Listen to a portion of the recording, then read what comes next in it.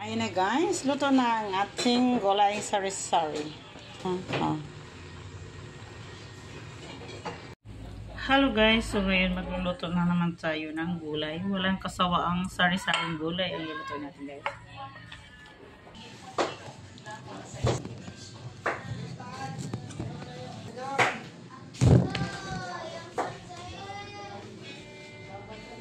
Yung ating kalabasa, and then sayote, carrots, patatas, at naglagay tayo ng konting kamote guys. And then gabi, at ang ating bawang, sibuyas, and red bell pepper.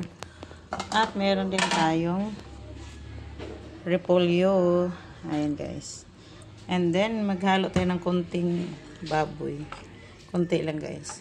Ayan yung pinili ko talaga may taba. And then tostahin natin ang kanyang taba. Ng ating gulay. Ayan guys. Haluin na lang natin.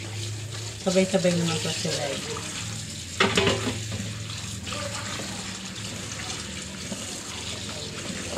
Tostahin natin ang ating taba ng baboy. Ouch!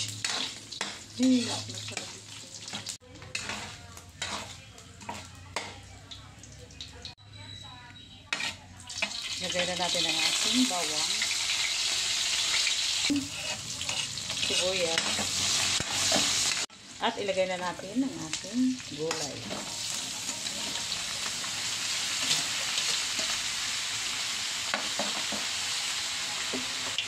Mag-add tayo ng paminta.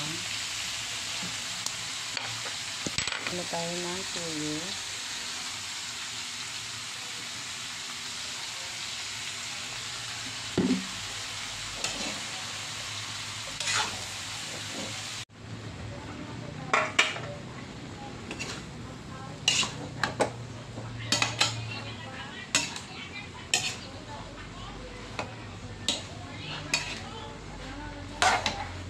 Malapit na siyang maluto.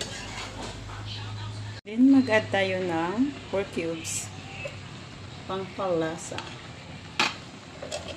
Then mag-add na tayo ng red bell pepper.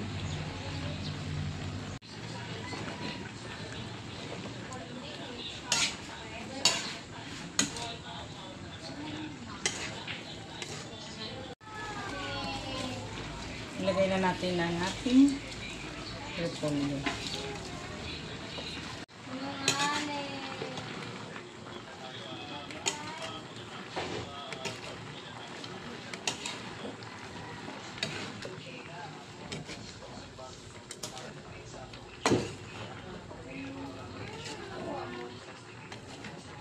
Ayun na guys, luto na ang ating gulay sari-sari. So hindi tayo magsasawa sa gulay sari-sari guys dahil mura na, masustansya pa. Kaya meron siyang sabaw. So, yun lang guys. Salamat sa panonood. Bye-bye. Kain na na.